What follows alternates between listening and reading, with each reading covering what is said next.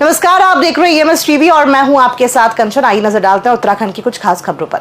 लगभग 2 साल तक सुनवाई के बाद अंकिता भंडारी हत्याकांड मामले में कोटद्वार स्थित अपर जिला एवं सत्र न्यायालय में सुनवाई पूरी हो गई है। अदालत 30 मई को मामले में फैसला सुना सकती है। इस बहुचर्चित हत्याकांड में अदालत के फैसले पर उत्तराखंड के साथ ही देश के लोगों की निगाहें टिकी हुई हैं। सोमवार को हुई सुनवाई के दौरान अभियोजन के अधिवक्ता विशेष लोक अभियोजक अविनीश नेगी ने बचाव पक्ष की बहस का जवाब दिया।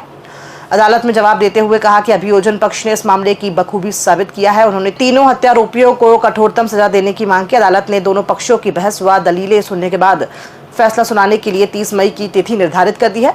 सोमवार को अदालत में सुनवाई के दौरान तीनों हत्यारोपी पुलकित आर्य, सौरभ भास्कर व अंकित गुप्ता संबंधित जनपदों की जेलों से अदालत में हाजिर हुए।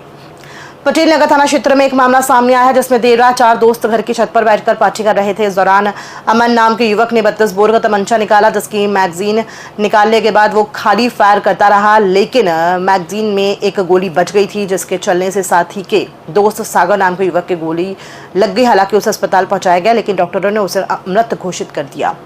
मामले को लेकर SSP देहरादून ने बताया कि अमन के विरुद्ध मुकदमा दर्ज कर लिया गया है और तलाश की जा रही है कि बाकी सभी को हिरासत में लेकर पूछताछ जारी है।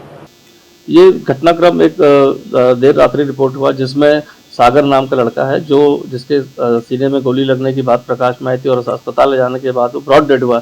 समस्त पूछताछ में प्रकरण निकल के आया कि उसके जो दोस्त थे उसके वहाँ पर पार्टी अपने घर के ऊपर छत पर कर रहे थे और वहाँ पर ये अवैध असला जो था इसको देखने के चक्कर में ये ट्रिगर दब गया और जिससे गोली जो है मृतक के लग गई। इसमें जो भी छात्र व जो भी युवक थे वहाँ पर, उन सभी को हिरासत में लेकर पूछताछ की जा रही है।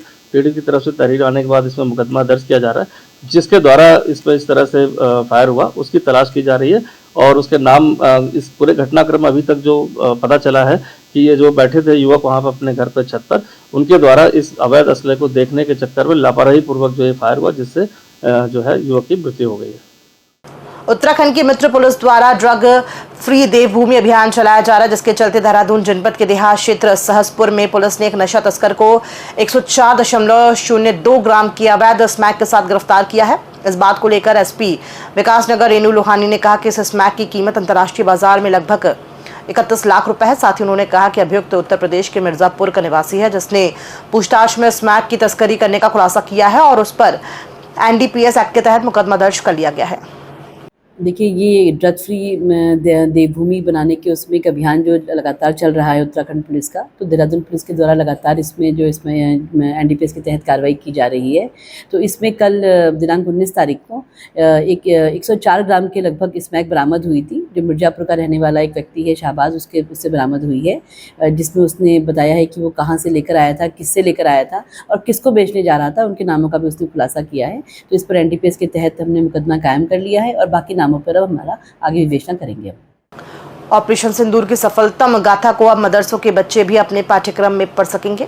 आपको बता दें कि मदरसा शिक्षा बोर्ड परिषद उत्तराखंड के अध्यक्ष मुफ्ती शमून काजमी ने एक प्रतिनिधिमंडल के साथ रक्षा मंत्री राजनाथ सिंह से मुलाकात की। इस दौरान उन्होंने रक्षा मंत्री को भारतीय सेना के सफलतम ऑपरेशन सिंदूर की बधाई दी। वहीं भारतीय सेना के शौर्य और पराक्रम के प्रतीक ऑपरेशन सिंदूर को मदरसा बोर्ड के पाठ्यक्रम में लागू करने की बात भी कही।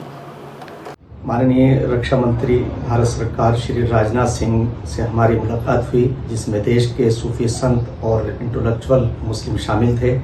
हमने वहां ऑपरेशन सिंदूर की सफलता पर देश को और देश की सरकार को और माननीय रक्षा मंत्री और माननीय प्रधानमंत्री श्री नरेंद्र मोदी जी को मुबारकबाद दी और उनकी सफलताओं का पर उन्हें शुभकामनाएं पेश की। हम माननीय मुख्यमंत्री श्री पुष्कर सिंह धामी जी के मार्गदर्शन में, उनके नेतृत्व के अंदर हम ये कोशिश करेंगे कि हम मदरसों के अंदर सफल ऑपरेशन सिंदूर की गाथा को हम शामिल करेंगे।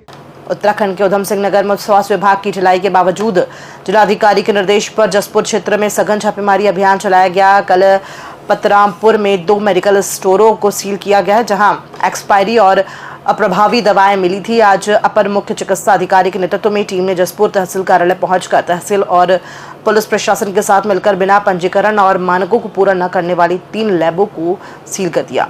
इस औचक कार्रवाई से अपंजीकृत लैब संचालकों में हड़कंप मच गया है और कई अपनी लैब बंद कर फरार हो गए।